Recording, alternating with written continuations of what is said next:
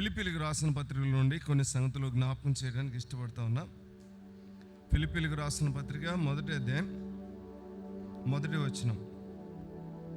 ఫిలిప్పీలో ఉన్న క్రీస్తు యేసునందలి సకల పరిశుద్ధులకును, అధ్యక్షులకును, పరిచారకులకును, క్రీస్తు యేసు దాసుడును పౌలును తిమోతియు శుభమని చెప్పి వ్రాయున్నది. ఈ లేఖనంలో మనం గమనించే ఒక శ్రేష్టమైన మాట, ఫిలిప్పీలో ఉన్న క్రీస్తు యేసునందలి సకల పరిశుద్ధులు.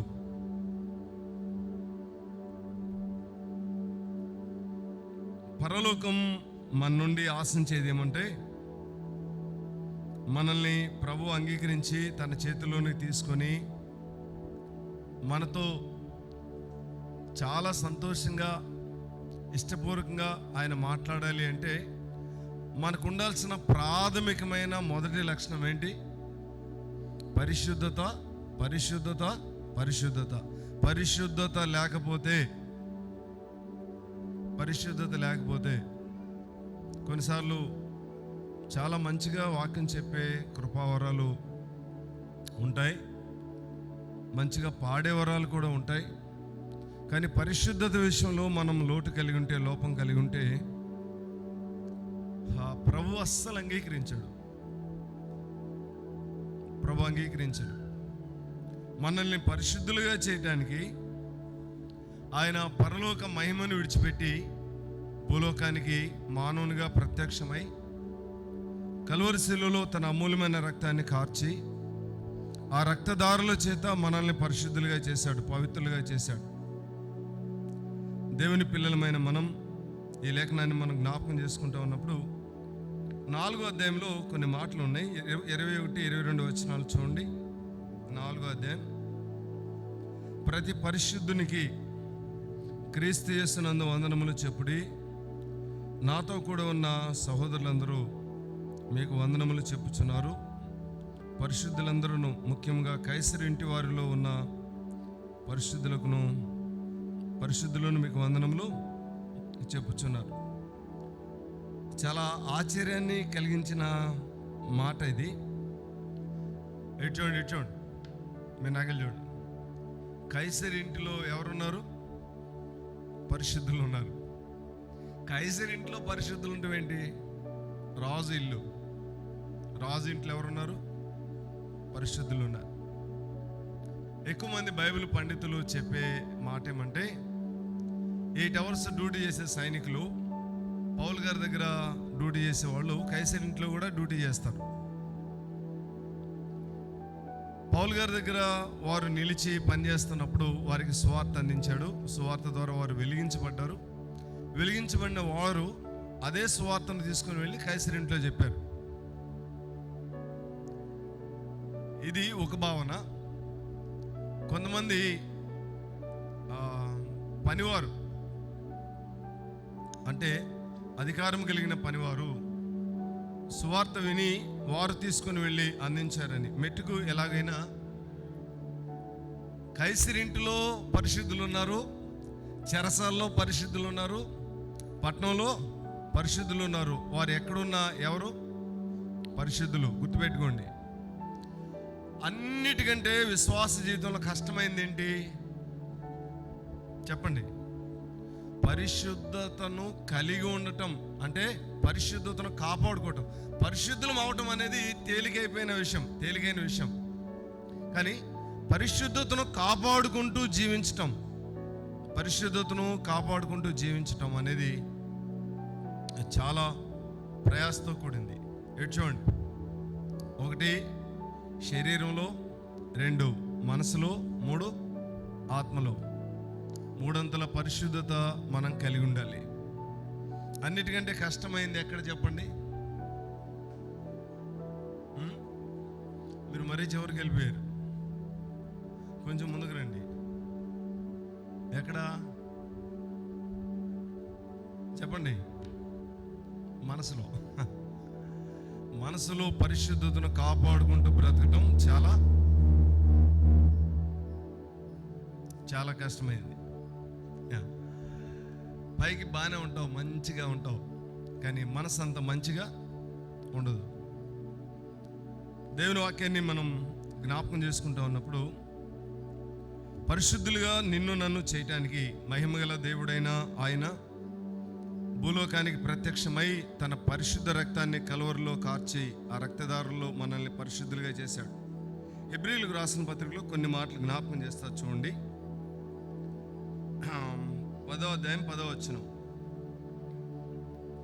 యేసుక్రీస్తు యొక్క శరీరము ఒక్కసారి అర్పించబడుట చేత ఆ చిత్తమును బట్టి మనము పరిశుద్ధపరచబడి ఉన్నాము. 14వ వచనం. ఒక్క అర్పణ చేత ఈయన పరిశుద్ధపరచబడి వారిని సదాకాలము సంపూర్ణులుగా చేసి ఉన్నాడు. ఒక్క అర్పణ. మహిమగల మహారాజైన ఆయన భూలోకానికి ప్రత్యక్షమై ఆయన శరీరాన్ని కల్వరిలో అర్పించుట చేత ఆ రక్తధారలలో సమస్త మానవాళిని పరిశుద్ధులుగా పవిత్రులుగా చేశాడు. పరిశుద్ధతను పవిత్రతను కలిగి మన విశ్వాస జీవితంలో నమ్మకంగా మనం ముందుకు సాగబద్ధులమై ఉన్నాం. 10వ అధ్యాయం 19వ వచనం చూడండి. సహోదరులారా, యేసు మన కొరకు ప్రతిష్ఠించిన మార్గము అనగా నూతనమైనదియు జీవము గలదియు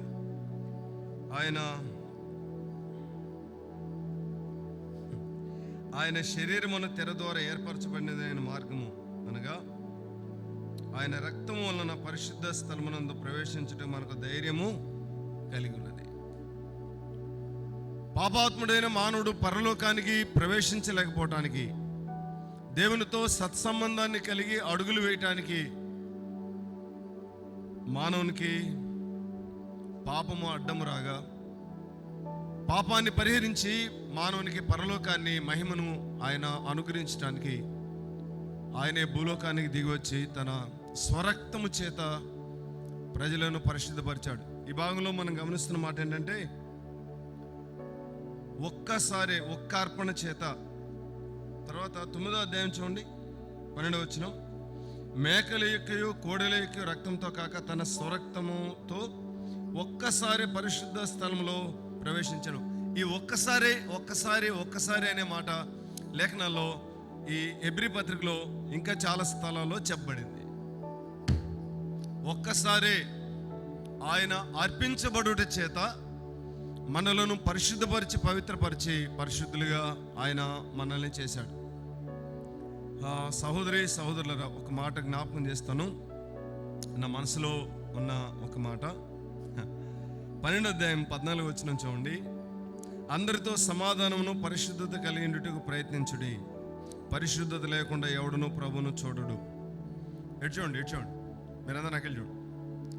ఈరోజు రక్షించబడ్డాం, ప్రభు నమ్ముకున్నాం అనే భావన చాలా మందిలో ఉంది, కానీ అసలు దేవునితో సత్సంబంధాన్ని కలిగి ఉండే దగ్గర లోటు కలిగి ఉన్నాం.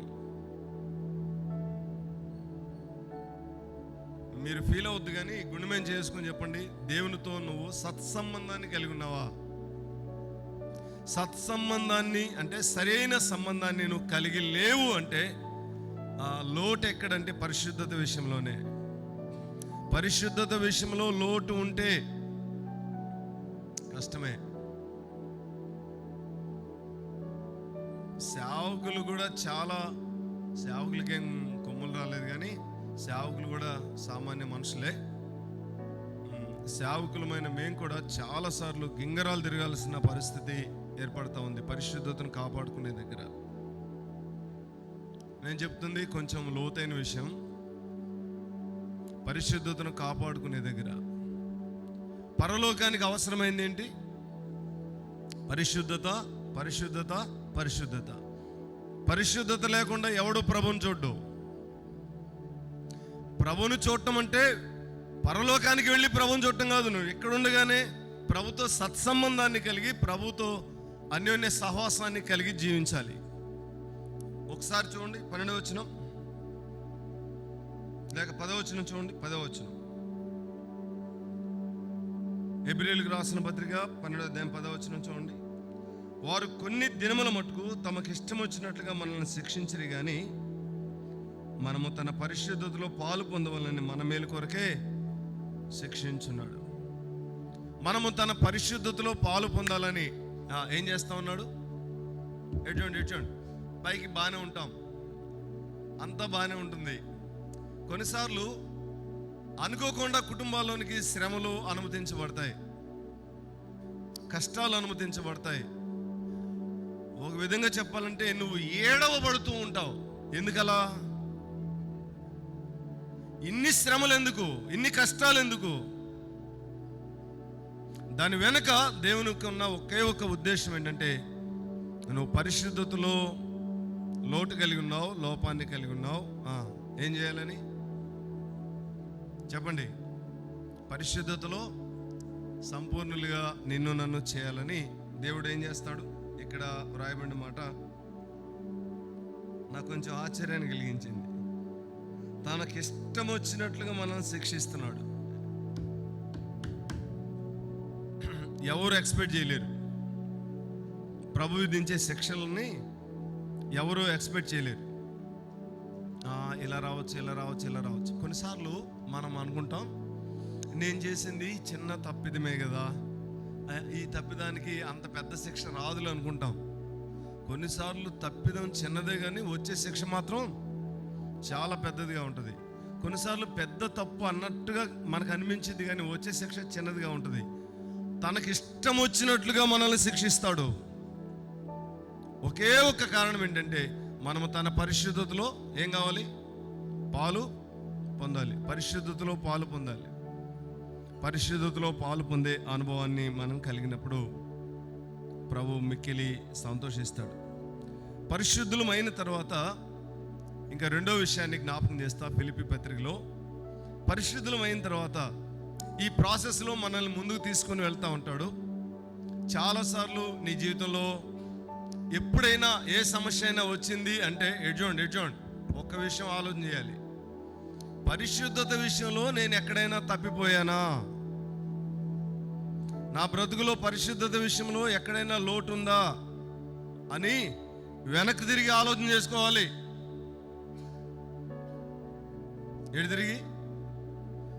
వెనుతిరిగి ఆలోచన చేసుకోవాలి. నేను ఎక్కడైనా తప్పైనా, ప్రభువా నీకు ఎక్కడైనా ఆయాసాన్ని కలిగించాను, ఎక్కడైనా దుఃఖాన్ని కలిగించాను. అలాగో ఆలోచన చెయ్యకపోతే నువ్వు నిజంగా ఆయన బిడ్డవే అనుకోండి,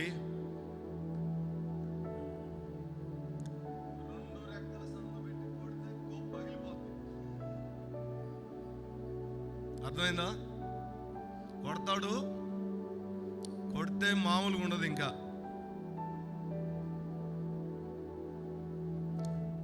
సహజంగా లోకల్ అంటారు, ఆయన కొడితే కొట్టాడు కానీ వచ్చి బూర్ల బుట్టలో పడ్డానని.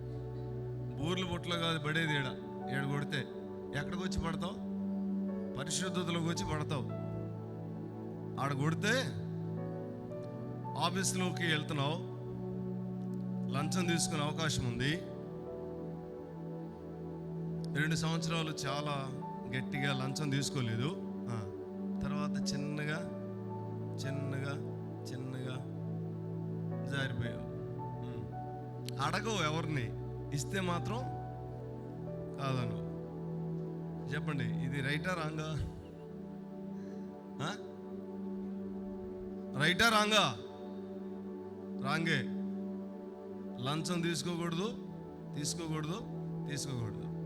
మా మండలానికి చాలామంది ఎంఆర్ఓలు వచ్చారు, నాకు తెలిసిన చాలామంది. అందులో 2 క్రైస్తవులు, 2 సాక్ష్యాన్ని కలిగలేరు. అందులో ఒక సహోదరి మన సంఘానికి చెందిన సహోదరి.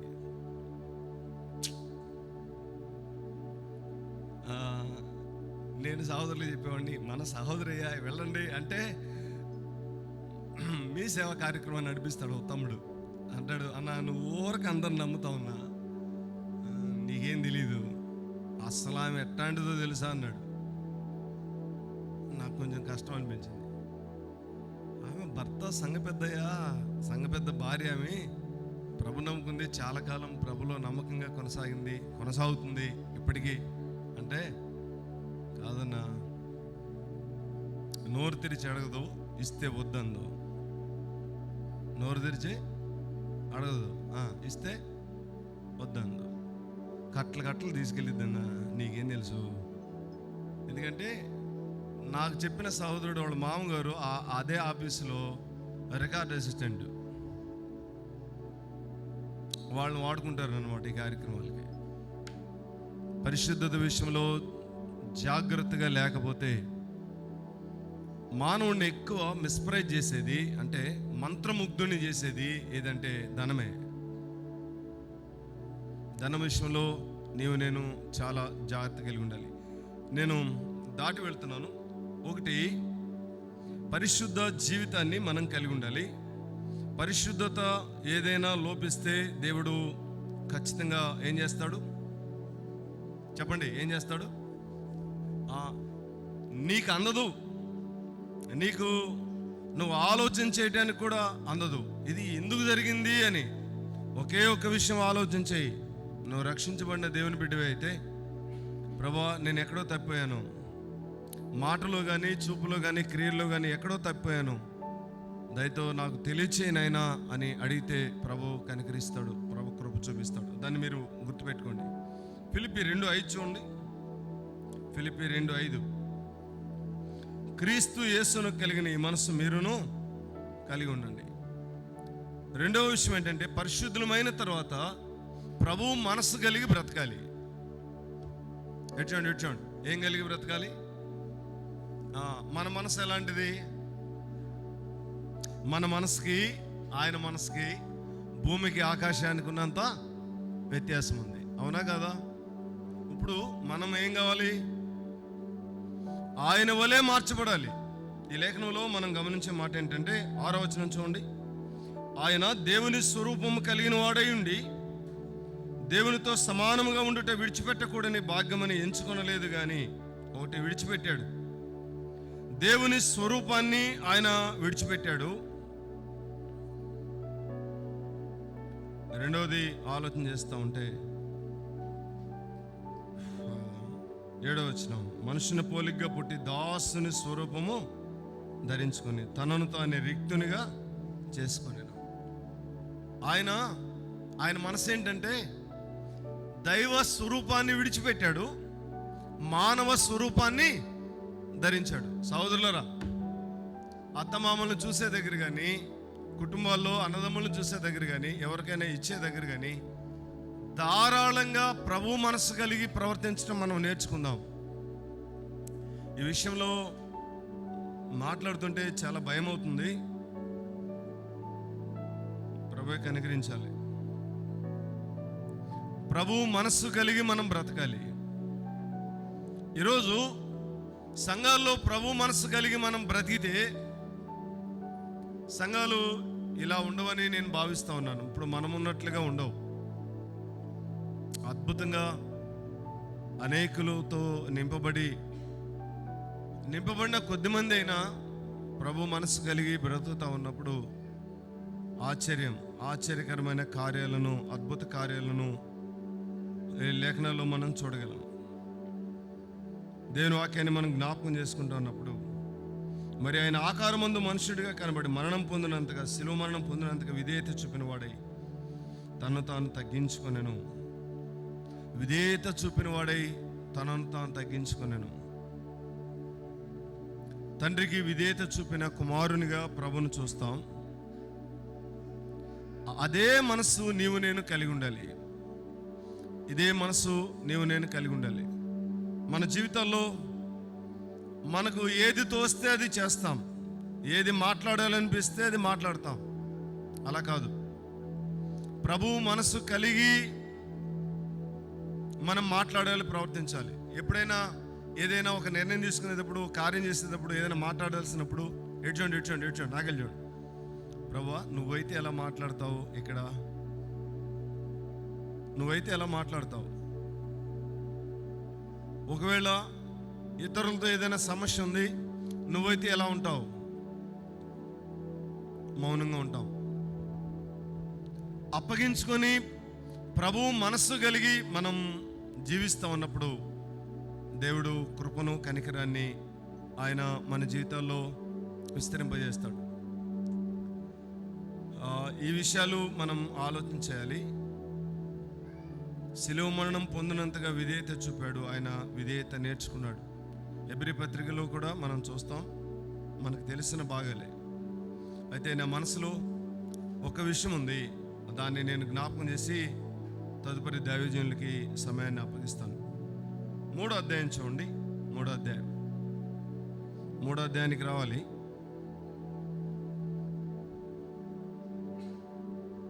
7వ వచనం.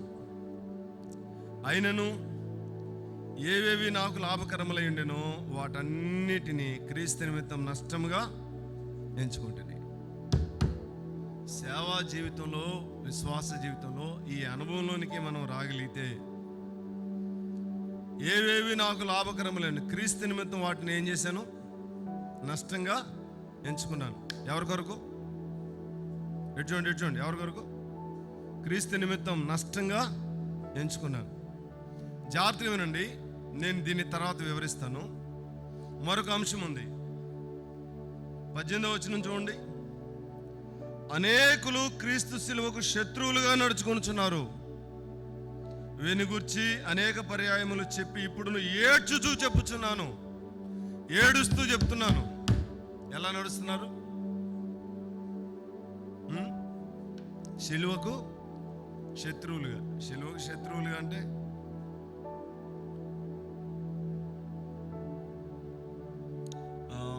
దయచేసి ఎవరు కొంచెం నిద్రపోవద్దు, నేను ప్రేమతో మీకు మనం చేస్తా ఉన్నా.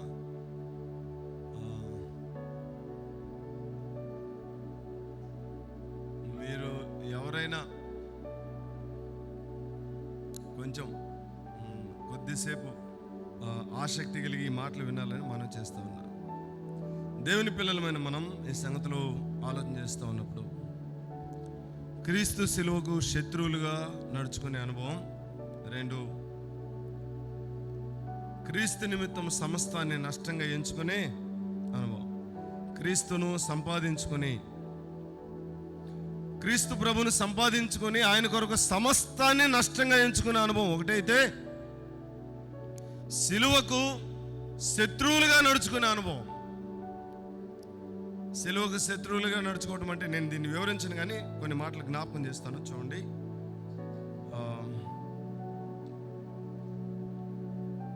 3:19 జ్ఞాపకం చేస్తాడు. ఏడుస్తూ చెప్తున్నానని చెప్తూ, నాశనమే వారి అంతం, వారి కడుపే వారి దేవుడు, వారు తాము సిగ్గుపడవలసిన సంగతులను యందు అతిశయపడుచున్నారు, భూ సంబంధమైన వాటి యందే మనసుంచున్నారు. సోదరులారా, ఎటువంటి ఏం చేస్తా ఉన్నారు? 4 సంగతులు చెప్పాడు. ఏంటి 4 సంగతులు? 4 సంగతులు ఏంటి? నాశనమే వారి అంతం, సిలువకు శత్రువులుగా నడుచుకునే వారిని గురించి చెప్తూ, సంఘం ప్రారంభించబడి కొద్ది సంవత్సరాలు అవుతుంది. ఆ కొద్ది కాలంలోనే ఇలాంటి విపరీతమైన పరిస్థితుల్లోనికి వారు వెళ్ళారు. నాశనమే వారి అంతము, వారి కడుపే వారి దేవుడు. చూడండి, ఎవరు దేవుడు? నాకు విచిత్రం అనిపించింది, ఎట్లా రాయగలిగాడు ఈ మాట అని. ఏంటంటే దేవుడు, ఓహోహో, ఇటు చూడాలి. వాస్తవానికి వాతావరణం చాలా వేడిగా ఉంది. మనం ఏసీలో కూర్చున్నా కానీ చెమట పోసే పరిస్థితి ఉంది. ఇప్పుడు కొద్దిగా ఈ మాటలు మీరు మనసు పెట్టి ఆలకించాలని మనం చేస్తూ ఉన్నాం. భూ సంబంధమైన వాటి ఏంది మనసుంచున్నారు, నాశనమే వారి అంతము, వారి కడిపే వారి దేవుడు, సిగ్గుపడవలసిన సంగతులను గురించి అతిశయపడుతున్నారు. వాస్తవానికి ఈ మీటింగ్స్కి నేను రాలేనన్నా, నా వల్ల కాదు అని చెప్దాం అనుకున్నా అన్నకి ఫోన్ చేసి. ఎందుకంటే వాక్యం చదువుతుండగా ప్రభు చాలా స్పష్టంగా మాట్లాడాడు నాతోటి. నేను ఒక లోపాన్ని కలిగి ఉన్నా, అది ఆ లోపాన్ని ఎత్తి మాట్లాడాడు. ప్రార్థన చేసుకుంటా ఉంటే ప్రభు సరేలే పో,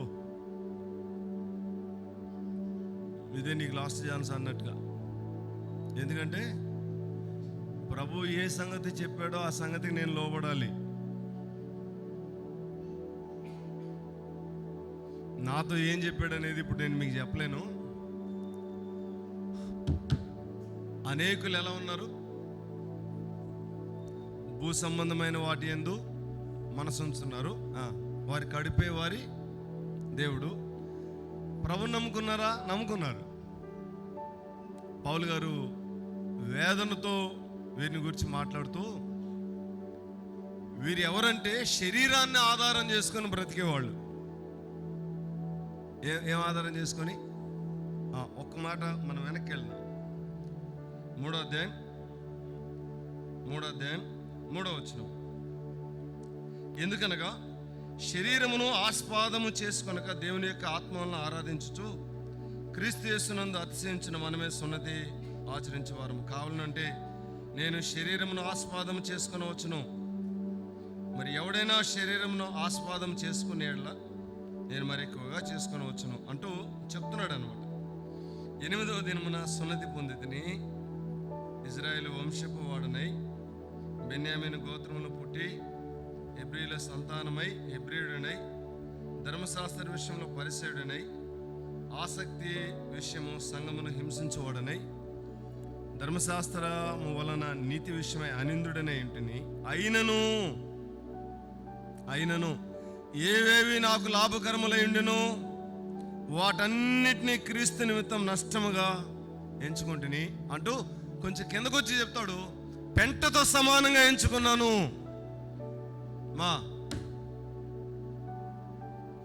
దేంతో సమానంగా మనం ఎంచుకున్నామా? ఎంచుకొని ఇలాగూ ప్రభు కొరకు బ్రతికే అనుభవాన్ని మనం కలిగి ఉన్నామా?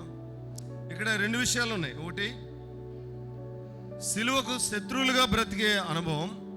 ఒకటి, క్రీస్తు నిమిత్తం సమస్తాన్ని నష్టంగా ఎంచుకొని ప్రభు కొరకు జీవించే అనుభవం. ఈ 2 అనుభవాలు చాలా చాలా చాలా ప్రాముఖ్యమైనవి. మన విశ్వాస భక్తి జీవితంలో ఇటు శ్రేష్టమైన అనుభవాన్ని మనం కలిగి భక్తిలో జీవిస్తూ ఉండగా దేవుడు కృపను కనికరాన్ని మన యెడల విస్తరింపజేస్తాడు. సహోదరులారా, శరీరాన్ని ఆస్వాదం చేసుకుంటే నేను బెన్యామీను గోత్రంలో పుట్టాను, ఇజ్రాయేలు వంశపు వాడను, ఇంకేమంటాడు?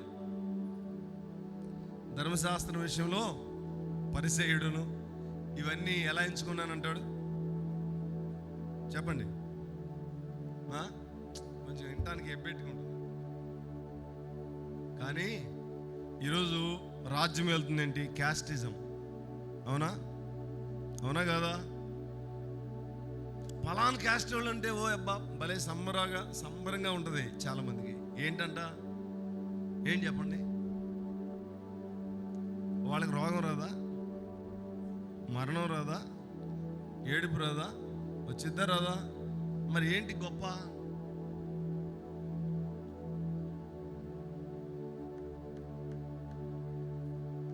నేను ఒక్క విషయంలో దొరికిపోయాను దేవునికి. నా వ్యక్తిగతంగా నాకు అలాంటి అభిప్రాయం అయితే లేదు, కానీ నా కుటుంబాన్ని బట్టి నేను కొంచెం మౌనంగా ఉండాల్సి వచ్చింది. దేవుని పిల్లలమైన మనం ఈ సంగతిలో ఆలోచన చేస్తూ ఉన్నప్పుడు, సహోదరులరా, ప్రభుకి ఇష్టలుగా ప్రియమైన పిల్లలుగా మనం జీవించాలి. క్రీస్తు సిలువకు శత్రువులుగా నడుచుకుంటున్నారు అనేకులు, ఏడుస్తూ చెప్తున్నాను అంటూ క్రీస్తు కొరకు ఎంత అద్భుతమైన జీవితాన్ని జీవించగలడో ఈ పత్రికలో చెప్పాడు. నాకు భలే సంతోషం అనిపించింది. ఎలా జీవించగలమో ఈ పత్రికలో జ్ఞాపకం చేశాడు. మనం అలాగ జీవించాలి. 3:7 చూడండి. అయినను ఏవేవి నాకు లాభకరములైండెనో వాటన్నిటినీ క్రీస్తు నిమిత్తం నష్టముగా ఎంచుకుంటుని. 3:9 చూడండి. క్రీస్తును సంపాదించుకొని ధర్మశాస్త్ర మూలమైన నా నీతిని కాక క్రీస్తునందులే విశ్వాసం వల్ల నీ నీతి అనగా విశ్వాసం బట్టి దేవుడు అనుగ్రహించు నీతి గలవాడనై ఆయన దాకపడు నిమిత్తం అంటాడు. క్రీస్తు యేసునందలి విశ్వాసం వలన నీతిని నేను కలిగి ఉన్నాను. అది నాది కాదు, నా భక్తి ద్వారా కలిగింది కాదు. యేసుక్రీస్తు రక్తధారల వలన కలిగిన నీతిని నేను కలిగి ఉన్నాను. 1:19 చూడండి. 1:19. మరియు నేను ఏ విషయంలోనూ సిగ్గుపడక ఎప్పటి వల్ల ఇప్పుడును పూర్ణ ధైర్యంతో బోధించడం వలన నా బ్రతుకు మూలముగానైనాను సరే, చావు మూలముగానైనాను సరే, క్రీస్తు నా శరీరమందు గణపరచబడినని. అయ్యా ఇచ్చోండి ఏం కావాలి? ప్రభు మన శరీరం అందు ఏం కావాలి? గణపరచబడాలి. నువ్వు ఎందులో బంధించబడ్డావో అందులో నుండి, ఆ పరిస్థితుల నుండి బయటికి రావాలి. ప్రభు నా శరీరమందు గణపరచబడాలి. పౌలు యొక్క ఆశ, కోరిక మనం గమనిస్తా ఉన్నప్పుడు, నా శరీరమందు నా ప్రభు గణపరచబడాలి. నా శరీరమందు నా ప్రభు గణపరచబడాలి. సహజంగా మనం ఏం కోరుకుంటాం జీవితంలో? నిజం చెప్పండి, ఏం కోరుకుంటాం? నేను గణపరచబడాలి. అవునా? ఎక్కడికైనా నువ్వు మీటింగ్కి వెళ్ళావు, నువ్వు ఇంపార్టెంట్ పర్సన్గా అనుకుందాం, నీకు కనీసం ప్రార్థన కూడా ఇవ్వలేదు అక్కడ. నీకు ఎలా ఉంటుంది? అద్భుతంగా జరిగిన ఈ మీటింగ్స్ నేను ఎవరన్నా వచ్చి అడిగితే ఏం బాగా జరగలేదంటావు, అస్సలు ఏం జరగలేదంటావు. ఎందుకని? అక్కడ నీకేం ఏం జరగల? నీకు ఘనత కలగల. అంటే నిన్ను గణపరచాలి. శరీరాన్ని గణపరిస్తే మనం భలే ఇష్టపడతాం, భలే సంతోషంగా ఉంటాం. శరీరాన్ని గణపరచకపోతే, పౌలు భక్తుడు అంటాడు, నేను కాదు నా ప్రభువు గణపరచబడాలి. ఈ మోటివ్ మన అంతరంగాల్లో మనం కలిగి విశ్వాస జీవితంలో మనం జీవిస్తూ ఉన్నప్పుడు మనల్ని ఎక్కడ పడేసినా అక్కడ నమ్మకంగా ఉండగలం. నేను డైలీ వర్షం చదువుతూ ఉంటాను. ఒక సంవత్సరం చదువుతూ ఉన్నప్పుడు ఒక అద్భుతమైన దృశ్యాన్ని చదివి భలే సంతోషం వేసింది. అదేంటంటే ఆ దైవజనుడు అంటాడు, ప్రభువా, మందిరంలోనికి అందరూ వెళ్ళేటప్పుడు అక్కడ పట్టేస్తారు కదా, కాళ్ళు తుడుచుకునే పట్ట. నేను ఎలా ఉండాలనుకుంటున్నానంటే అందరూ కాళ్ళు తుడుచుకునే పట్టగా ఉండాలనుకుంటున్నాను.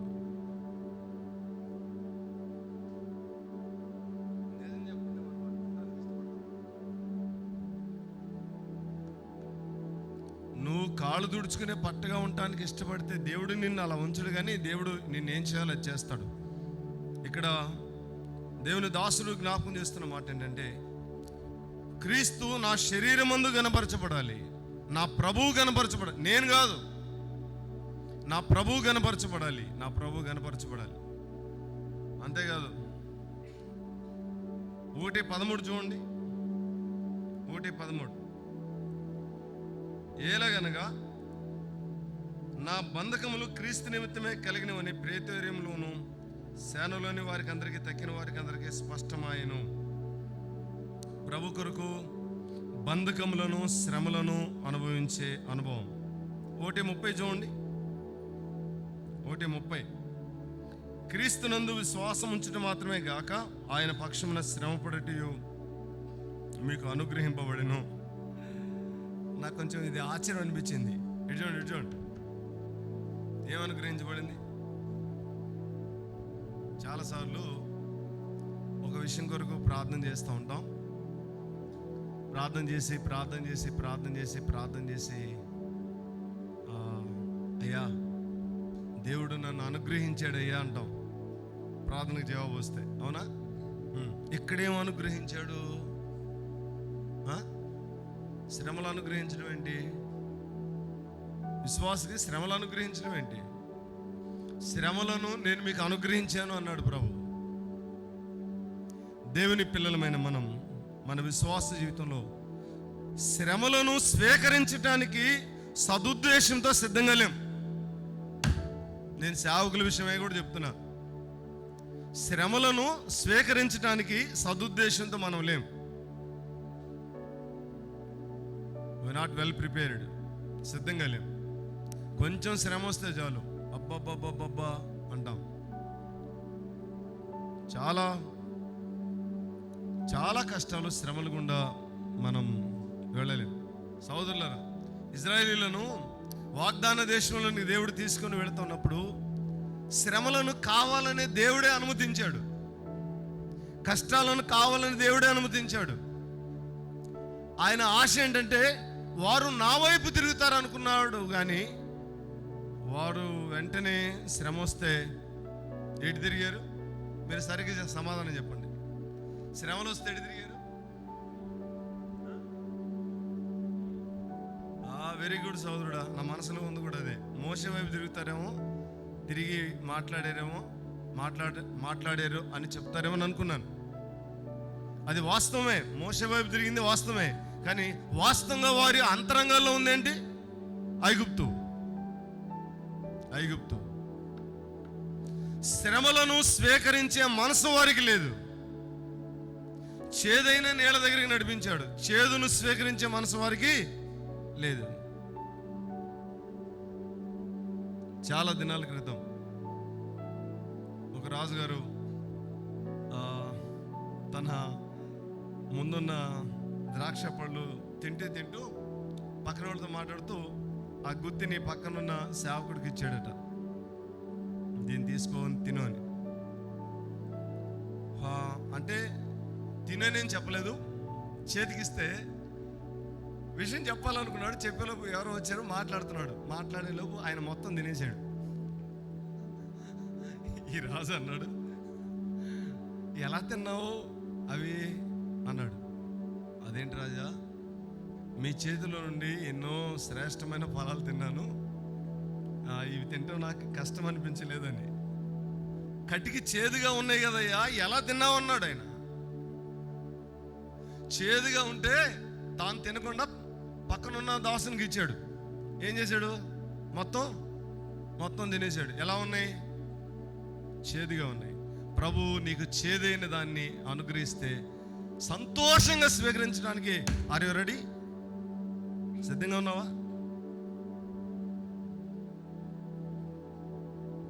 డిగ్రీలు ఇస్తా ఉంటే, ఉద్యోగాలు ఇస్తా ఉంటే, మగపిల్లలు ఇస్తా ఉంటే, ఉద్యోగంలో ప్రమోషన్లు ఇస్తా ఉంటే అబ్బా స్తుతికొడుకులు పెట్టుకుంటారు. ఎప్పుడన్నా నష్టం జరిగితే స్తుతికొడుకు పెట్టుకున్నారా? దేవుడు మమ్మల్ని ప్రేమించి మొన్న మొత్తం ఎత్తేసాడయ్యా, స్తుతికొడుకు పెట్టండి సేవకుడికి చెప్పి ఎప్పుడైనా పెట్టించుకున్నారా? నేను చెప్పండి, ఎప్పుడైనా పెట్టించుకున్నారా? అస్సలు ఎప్పుడు పెట్టించుకోం. ఎందుకని? వాస్తవంగా అది మనకు అనుగ్రహించబడింది. శ్రమానుభవాన్ని మనం ఇష్టపడాలి. పేతురు రాసిన పత్రికలో ఒక మాట జ్ఞాపకం చేస్తా చూడండి. పేతురు రాసిన పత్రిక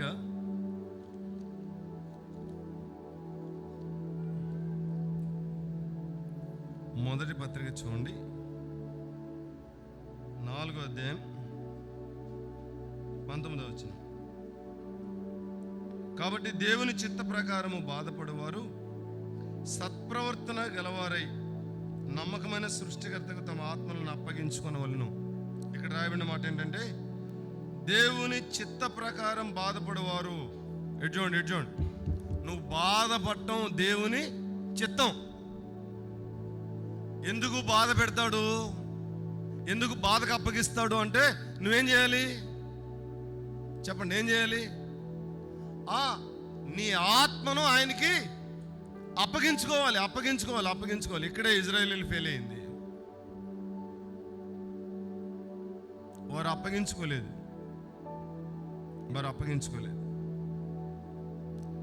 వారు దేవుని పైన విశ్వాసం ఉంచే దగ్గర తప్పిపోయారు. దేవుని పిల్లలమైన మనం ఈ సంగతులు ఆలోచన చేస్తూ ఉన్నప్పుడు శ్రమానుభవం, శ్రమల మధ్య నిలిచి ఉండే అనుభవం, దేవుని చిత్త ప్రకారము బాధపడేవారు సత్ప్రవర్తన గలవారై నమ్మకమైన సృష్టికర్తకు తమ ఆత్మలను అప్పగించుకోవాలి. ప్రభువా, చాలా బాధగా ఉంది, చాలా కష్టంగా ఉంది, నేను ప్రయాణం చేయలేకపోతా ఉన్నాను అని ప్రభు పాదాల దగ్గర కూర్చొని అంగలార్చే అనుభవం. ఎట్చోండి, శ్రమల్లో చాలాసార్లు తప్పిపోయేదానికి, ఓడిపోయేదానికి, పడిపోయేదానికి అవకాశం ఉంది. ఒక సంఘటన జ్ఞాపకం చేస్తాను. సముద్ర తీరాన ఒక వ్యక్తి నడుస్తూ ఉన్నాడు. తనతో కూడా ప్రభు నడవటాన్ని చూస్తూ ఉన్నాడు. కొంచెం డార్క్ ప్లేస్లోకి వెళ్ళిన తర్వాత ఒక లోయలో గుండా వెళ్ళాల్సి వచ్చింది. అది చాలా చీకటిగా ఉంది. చీకటిగా ఉంటే ఆ మార్గంలో గుండా వెళుతుంటే తను ఒక్కడు అడుగులే ఉన్నాయి, 2 అడుగులు లేవు. ఇదేంటి ప్రభువా, మంచిగా ఉన్న ప్లేస్ అంతానేమో నువ్వు నా పక్కనే ఉంటివి, నడుస్తేవి. ఇప్పుడు చీకటిలో గుండా నేను నడవాల్సి వచ్చినప్పుడు నువ్వు నా ప్రక్కన లేవని బయటకు వచ్చి మోకరించి ప్రార్థన చేస్తాడు. ప్రార్థన చేస్తే ప్రభు అంటాడు, మై డియర్ సన్, నువ్వు చూసిన అడుగులు నీ కాదు నాయి అన్నాడు. మరి నాయి, నిన్ను నేను ఎత్తుకున్నా. ఏం చేశాను? నిన్ను నేను ఎత్తుకున్నా. నువ్వు చూసిన అడుగులు ఎవరి? నీ కాదు. నిన్ను నేను ఎత్తుకొని ఆ అంధకారంలో గుండా నిన్ను నడిపించా. గాఢాంధకారపు లోయలో నేను సంచరించిన నీ దుడ్డుకరి నీ దండం నాకు భక్తుల అనుభవాలు. శ్రమానుభవంలో ప్రభుని ప్రేమించి ప్రభుకి అప్పగించుకునే అనుభవాన్ని మనం కలిగి ఉండాలి. అది ప్రభు కోరుకుంటా ఉన్నాడు. ఫిలిప్పీ 2:5 చూడండి. క్రీస్తు యేసును కలిగిన మనసు మీరును కలిగి ఉండండి. ఇందాక జ్ఞాపకం చేశాను. ఈ మనసు కలిగి మన విశ్వాస జీవితంలో మనం ముందుకెళ్ళాలి. ఫిలిప్పీ 3:3 చూడండి. ఎందుకనగా శరీరమును ఆస్వాదం చేసుకొనక దేవుని యొక్క ఆత్మ వలన ఆరాధించుచు క్రీస్తు యేసునందు అతిశయించున్న మనమే సున్నతి ఆచరించు వారము. అతిశయించు మనమే. 2:16 చూడండి. అట్టి జనము మధ్య మీరు జీవవాక్యమును చేతపట్టుకుని లోకమందు జ్యోతుల వలె కనబడుచున్నారు. అందువల్ల నేను వ్యర్థముగా పరిగెత్తలేదనియు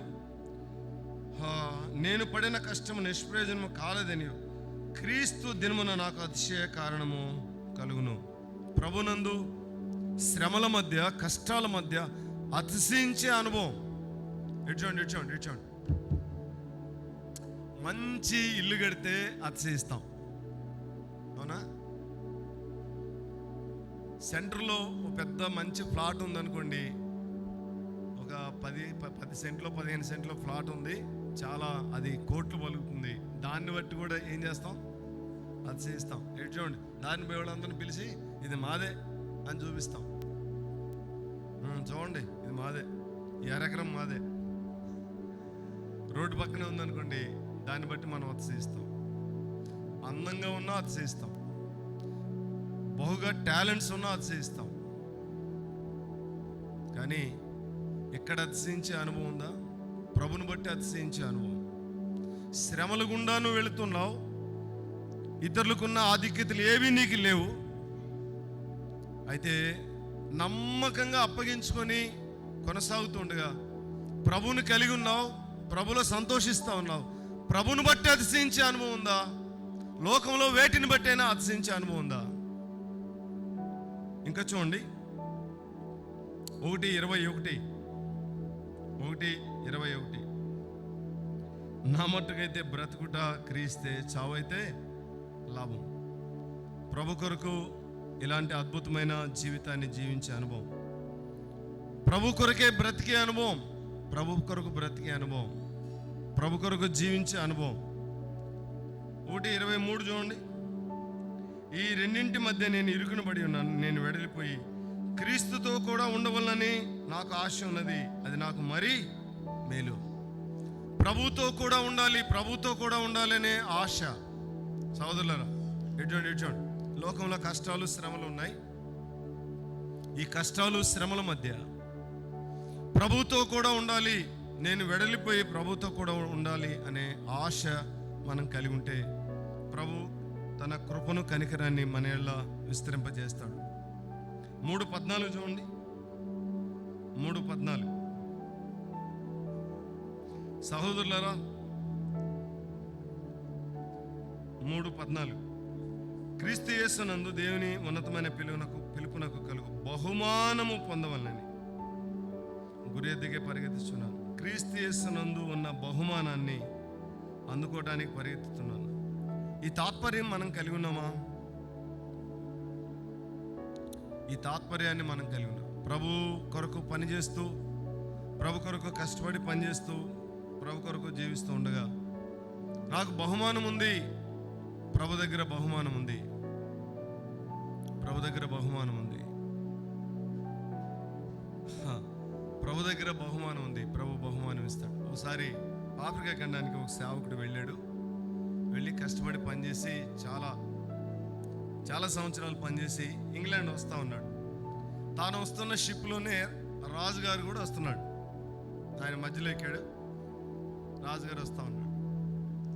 రాజుగారిని తీసుకెళ్ళటానికి ఇంకా రాజంటే తక్కువే ఉంది, మంది మార్బలం వచ్చి రెడ్ కార్పెట్ పరిచి పూలు చల్లుకొని తీసుకొని వెళ్తా ఉంటే తన్ని తీసుకెళ్ళడానికి ఎవరు రాలా, సంఘం నుండి ఒక్కరు కూడా రాలా. ఆ దృశ్యం చూసి కళ్ళమ్మట నీళ్ళు వచ్చినాయి. ప్రభువా, ఎన్ని సంవత్సరాలు తిన్నానో తినలేదో నీకు తెలుసు. ఎన్నో కష్టాలు అనుభవించాను, శ్రమలు అనుభవించాను. కనీసం నన్ను తీసుకెళ్ళడానికి ఎవరు రాలేదు సంఘం నుండి అని అక్కడే నిలబడి ఏడుస్తూ ఉంటే వెంటనే ప్రభు మాట్లాడాడు. మై డియర్ సన్, ఇదిగో ఇటు చూడు, కొంచెం పైకి చూడు. పైకి చూశాడు. నువ్వు ఎందుకు విచారపడుతున్నావు? నువ్వు ఇంకా ఇంటికి రాలేదు కదా. ఏడకి రాలేదు? అర్థమైందా? ఏడకి రాలేదు? ఇంటికి రాలేదు. ఇంటికంటే ఎక్కడికి? తాను భూమి మీద ఉండే ఇల్లు కాదు. ఏ ఇంటికి? పరలోకం ఇంటికి. ఇంటికి రా. నీకెంత ఆతిథ్యం ఉందో, ఎంతగా గనపరచబడతావో అప్పుడు తెలిసిద్ది. అది భూమి మీదే ఎక్స్పీరియన్స్ చేసిన దైవజనుడు ఎవరంటే పౌలు గారు. నా ప్రభు దగ్గర నాకు బహుమానం ఉంది. నేను ఎంత పని చేశానో దేవుని కొరకు, ఎన్ని అవమానాలు, ఎన్ని దెబ్బలు. కొరింథీయులకు రాసిన 2వ పత్రిక మనం చదివితే ఎన్ని ఉన్నాయి అక్కడ? ఎన్ని దెబ్బలు, ఎన్ని అవమానాలు కదా, చాలా ఉంటాయి. వాటన్నిటికీ ఏముంది? బహుమానం ఉంది. సాధు సుందర్ సింగ్ గారు విత్ క్రైస్ట్ వితౌట్ క్రైస్ట్ అని ఒక పుస్తకం రాశాడు. అందులో ఒక విషయాన్ని చాలా అద్భుతంగా రాశాడు. అదేంటంటే, భూమి మీదట క్రీస్తు కొరకు గాయపరచబడిన వారి గాయాలు ఎక్కడెక్కడైతే గాయాలు అయినాయో, ఎక్కడెక్కడైతే గాయాలైనాయో ఆ గాయాలన్నీ పరలోకంలో మహిమతో నింపబడతాయట. ఆ మహిమతో నింపబడి అవి ప్రకాశమానంగా ప్రకాశిస్తూ ఉంటాయట. కొందరేమో మామూలుగా ప్లెయిన్గానే ఉంటారు, కొందరు దేహం నిండా ప్రకాశమానమైన వెలుగు వస్తూ ఉంటుంది. అడిగాడట ప్రభుని, ఏంటి ప్రభు అంటే, వారు భూమి మీద నా కొరకు బహుగా గాయపరచబడ్డారు, కొట్టబడ్డారు, అవమానాన్ని అనుభవించారు. సహోదరులరా, అందుకే పౌలు భక్తుడు అంటాడు ఫిలిప్పీ 4:4లో, ఎల్లప్పుడూ ప్రభునందు ఆనందించుడి. మరలా చెప్పుదును, ఆనందించుడి. ప్రభునందు ఆనందించే అనుభవం. ఒక మాట నేను మీకు జ్ఞాపకం చేస్తున్నా, టైం అయిపోయింది.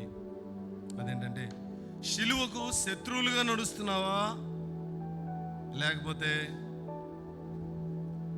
క్రీస్తు నిమిత్తం సమస్తాన్ని నష్టంగా ఎంచుకొని జీవిస్తా ఉన్నావా? ఓ సోదరులారా, ఎటు చూడండి, సమాధానం చెప్పండి. శిలువకు శత్రువుగా నడుస్తున్నావా, క్రీస్తు కొరకు సమస్తాన్ని నష్టంగా ఎంచుకొని? ఇక్కడ ఇంచుమించుగా ఒక 10-11 విషయాలు నేను మీకు జ్ఞాపకం చేశాను. క్రీస్తును సంపాదించుకొని క్రీస్తు నిమిత్తం సమస్తం నష్టంగా ఎంచుకున్నాను అన్నాడు. క్రీస్తునందుల విశ్వాసం వల్ల నేను నీతిని పొందానన్నాడు. నా శరీరమందు నా ప్రభు గణపరచబడాలి, ఇది నాకున్న ఆశ అన్నాడు. నా శరీరమందు నా ప్రభు గణపరచబడాలి. దేవుని పిల్లలమైన మనం మన శరీరమందు ప్రభు గణపరచబడుతున్నాడా? మంచి బట్టలు వేసుకొని మనం బజార్కి వెళ్తా ఉన్నప్పుడు మనల్ని చూసేవారు, మనల్ని చూస్తున్నవారు ప్రభు పాదాల దగ్గరికి వచ్చే అనుభవాన్ని మనం కలిగి ఉన్నామా? ఈ లేఖనంలో మనం గమనిస్తున్నప్పుడు పరిశుద్ధత కలిగి బ్రతకాలి, ప్రభు కలిగిన మనస్సు మనం కలిగి జీవించాలి. సింహాసనం పైన ఉండుట విడిచిపెట్టకూడని భాగ్యం, కానీ విడిచిపెట్టాడు, దాసుని స్వరూపాన్ని ధరించాడు. ప్రభు మనస్సు కలిగి అలాగూ నీ ఇంటిలో కానీ సమాజంలో కానీ నువ్వు అలాగ జీవించగలిగితే ప్రభు తన కృపచేత కనికరం చేత నిన్ను నన్ను నింపుతాడు. ప్రభును సంపాదించుకొని ప్రభు కొరకు కలిగినవన్నీ సమస్తాన్ని నష్టంగా ఎంచుకునే అనుభవం. ధర్మప్రకాష్ శర్మ కూడా ఇటీవలే పోయిన సంవత్సరంలో చనిపోయాడు. అద్భుతంగా పరిచర్య సేవ చేస్తా ఉన్న అనుభవం. ఒకరోజు ప్రభు మాట్లాడాడు, నీకున్న డబ్బుతో నీకున్న వాడితో నన్ను సేవించాలనుకుంటున్నావు, నీ డబ్బు కావాలా లేకపోతే నేను కావాలా నువ్వు తేల్చుకొని, అంతే. అప్పగించుకొని ప్రభు కొరకు జీవించే అనుభవాన్ని కలిగిన తర్వాత సమస్తాన్ని ప్రభుకి అప్పగించి దేవుని మహిమ కొరకు జీవిస్తాడు. సమస్తాన్ని అంటే చూడండి, 260 కేజీలు బంగారం ఉంటుంది ఇంట్లో, అమ్మేసి పనిచేస్తాడు. 3000 కేజీలు వెండి ఉంటుంది, పనిచేస్తాడు. 700 ఎకరాలు చెరుకు పండే పొలం ఉంటుంది, పనిచేస్తాడు. 7 పెద్ద కోటలు లాంటి ఇల్లు ఉంటాయి, అవి పనిచేస్తాడు. 67 లక్షల బ్యాంక్ బ్యాలెన్స్ ఉంటుంది. ఇందిరాగాంధీ ప్రధానమంత్రి కాకముందు సంగతి. 67 లక్షల బ్యాంక్ బ్యాలెన్స్, పనిచేస్తాడు. పనిచేసి ప్రభు చెప్పిన కొద్ది రోజులకి పాప స్కూల్కి వెళ్ళడానికి 20 రూపాయలు ఇస్తాడు, పాకెట్ మనీ. 20 రూపాయలు ఉండవు తన దగ్గర.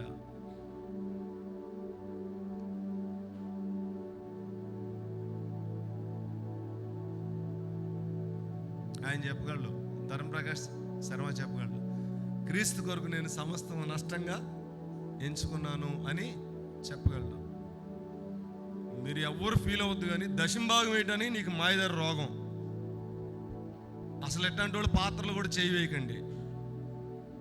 దేవుని సొమ్ము దేవునికి ఇవ్వటానికి ఆయనేమో ప్రాణాన్ని ఇచ్చాడు, పరలోకాన్ని ఇచ్చాడు, సమస్తాన్ని ఇచ్చాడు. నిన్ను నన్ను పరిశుద్ధులుగా చేయడానికి తనకున్నవన్నీ దారపోసాడు. ఆఫ్టర్ ఆల్ డబ్బెంత, దాని వైభవం ఎంత? అప్పగించుకొని ప్రభుని ప్రేమించండి. క్రీస్తు కొరకు సమస్తాన్ని నష్టంగా ఎంచుకున్న అనుభవం ఈ లోకంలో నువ్వు దాటి వెళ్ళిపోయే లోపు సాక్ష్యం ఇవ్వగలగాలి. ప్రభు కొరకు నేను సమస్తాన్ని నష్టంగా ఎంచుకున్నానయ్యా, చేయగలిగినంత నేను చేయగలిగాను నా ప్రభు కొరకు. సిలువకు శత్రువుగా నడుస్తున్నావా, దెబ్బతింటావు. సిలువకు శత్రువుగా నడుస్తున్నావా, దెబ్బతింటావు.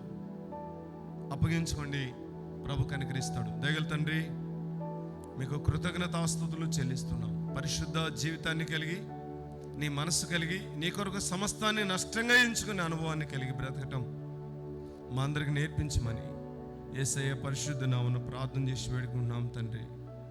ఆమేన్.